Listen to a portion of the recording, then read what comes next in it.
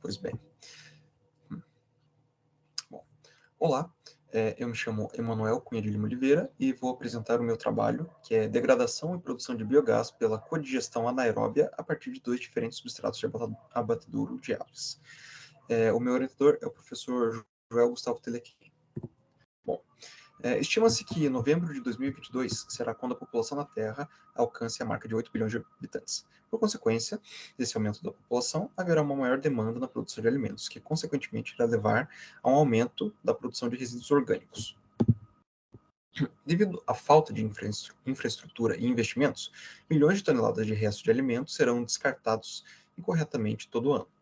Com uma gestão de resíduos eficiente, pode-se implementar técnicas de tratamento de resíduos orgânicos, como biodigestores e compostagem. Neste trabalho, o foco será os biodigestores. A biodigestão anaeróbia consiste na digestão de matéria orgânica por micro-organismos na ausência de oxigênio, produzindo dois produtos de alto valor agregado: o biofertilizante, que pode ser utilizado na adubagem, e o biogás, usado na geração de energia térmica e elétrica. Uma possível técnica que evitaria o desperdício de frutas seria o uso de filmes de polímero orgânico para revesti-las, pois aumenta a vida de prateleira delas.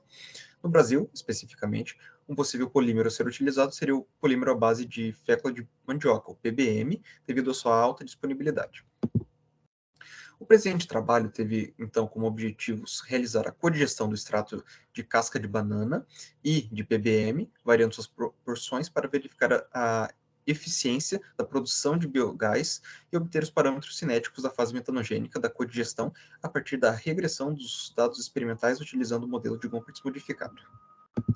Bom, revisão bibliográfica. Bananas são o tipo de fruta mais produzida mundialmente.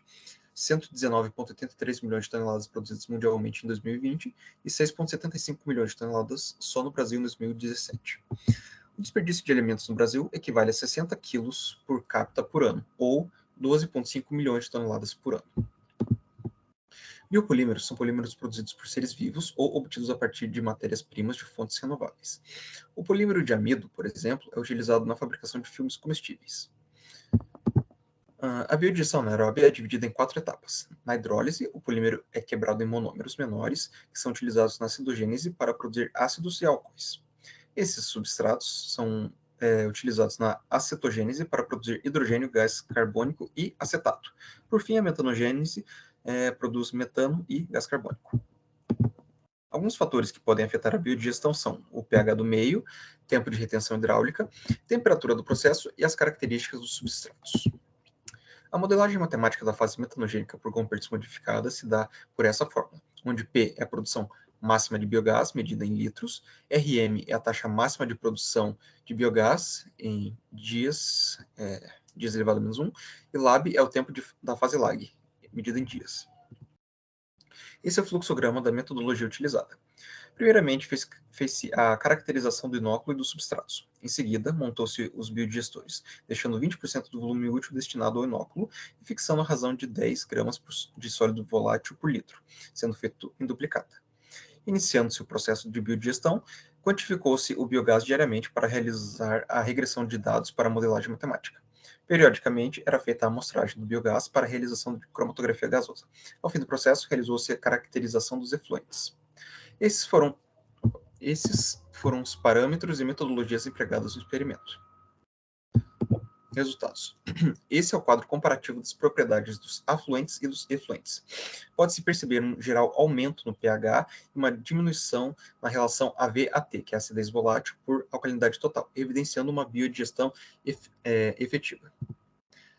Esse é o gráfico de remoção de sólidos, sólidos totais e sólidos voláteis. Esses são os gráficos que mostram a produção de gás diária e a produção de gás acumulada, respectivamente. A fase metanogênica corresponde à segunda curva de crescimento. Esse é o gráfico de percentual de metano nas amostras de biogás. Esse é o gráfico que mostra o rendimento de biogás e de metano. Esses foram os gráficos gerados pela regressão de dados da fase metanogênica utilizando Gompertz modificada. E esses foram os parâmetros cinéticos obtidos a partir do modelo. Conclui-se, então, que há potencial para se tratar PBM e casca de banana por biodigestão anaeróbia devido à alta remoção de sólidos totais voláteis, gerando biofertilizante. No entanto, não seria recomendado o tratamento desses substratos caso o intuito fosse produzir biogás devido ao baixíssimo rendimento do mesmo. Conclui-se também que o modelo matemático por Gompertz se mostrou adequado, já que o coeficiente de correlação esteve próximo de 0,99 em todas as misturas. Essas são as minhas referências. E agradeço à Federal, o Laboratório de Produção de Biocombustíveis, o LabMater, o CNPq e a Fundação Araucária. Obrigado.